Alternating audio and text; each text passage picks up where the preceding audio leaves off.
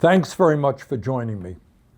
Let me give you the good news and the bad news. The good news is that last Thursday afternoon at a beautiful and moving event, I had the privilege of swearing in Zohran Mamdani as the next mayor of New York City. At a time in our country's history when we are seeing too much hatred, divisiveness, and injustice, Zohran's victory inspired the nation to believe that we can have a government that represents all of us and not just the wealthy and the powerful. Further, at a time when people in the United States and around the world are losing faith in democracy, over 90,000 New Yorkers volunteered for Zohran's campaign and knocked on millions of doors. Together, they took on the Democratic establishment, the Republican establishment, the President of the United States, and some enormously wealthy oligarchs, and defeated them in the biggest political upset in modern American history. They showed the world the most important lesson that can be learned today. When working people stand together, there is nothing that can stop us. This is a lesson that will and must be replicated in cities and states all across our country. Zohran's opponents have called the agenda that he campaigned on radical, communistic, and unachievable. Really? That's not what I believe. That is not what you believe, and that is certainly not what the American people believe. In the richest country in the history of the world, making sure that people can live in affordable housing is not radical. It is the right and decent thing to do. And in the midst of a massive housing crisis all across this country, it is exactly what the people of the city and what Americans want and need. Providing free and high-quality childcare is not radical. Countries around the world have done it for years. It is what our kids require if they are to be well prepared for school and what working parents desperately need. It is, in fact, what every city in America should be doing.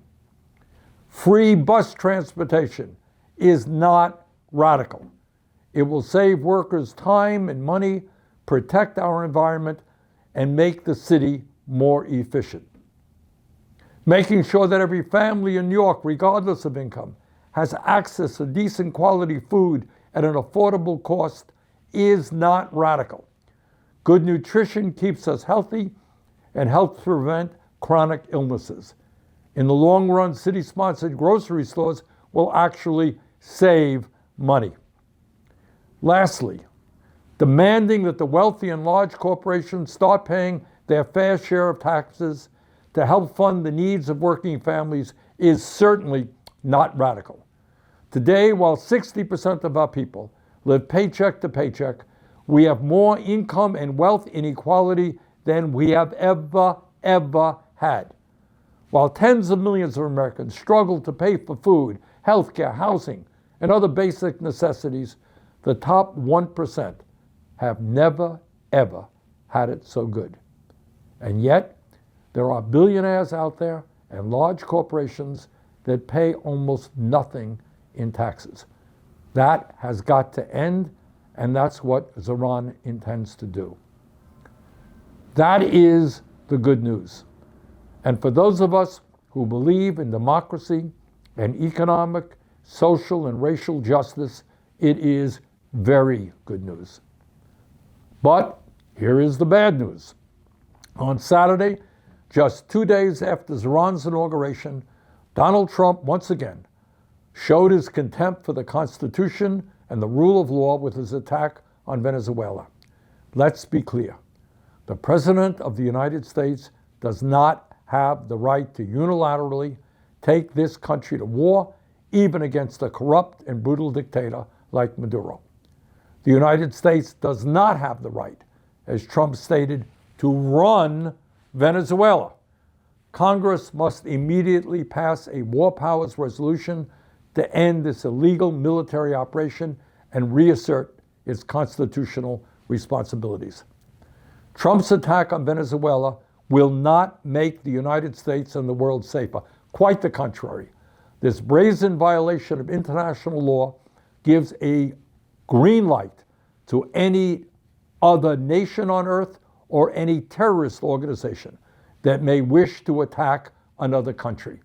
And they will use Trump's action in Venezuela as their rationale. Trump did it, why can't we do it? Trump and his administration have made it clear that they want to revive the Monroe Doctrine, the belief that the United States has the right to dominate the affairs of the hemisphere. They have spoken openly about controlling Venezuela's oil reserves, the largest in the world. Let us not hesitate to call this policy out for what it is. This is rank imperialism. It recalls the darkest chapters of U.S. intervention in Latin America, which have left a terrible and destructive legacy. As many will recall, Trump campaigned for president on an American First platform. He claimed to be the peace candidate. Well, at a time when 60% of Americans live paycheck to paycheck, when our healthcare system is collapsing, when people can't afford housing, and when artificial intelligence threatens to wipe out millions of jobs, it is time for the president to focus on the crises facing this country and to end military adventurism abroad. Trump is failing in his job to run the United States. He should not be trying to run Venezuela. So, that is what we have seen this week. On one hand, we celebrated a major victory for our progressive movement. On the other hand, we witnessed a reactionary, oligarchic government at its worst. Needless to say, these are crazy and tumultuous times, and everyone feels a bit overwhelmed. But this is what I honestly believe. If we are smart, if we are disciplined, and if we are focused, the future will reflect the vision that Zoran laid out in his speech on Thursday, a vision that many of us have espoused for years. The American people do not want oligarchy. They do not want authoritarianism. They do not want hatred and a massive level of income and wealth inequality. They want to live in a vibrant democracy with a government that represents all Americans and not just billionaire campaign contributors. The struggle that we are in will not be easy, but keep the faith. We will win. Thank you so much for all that you do.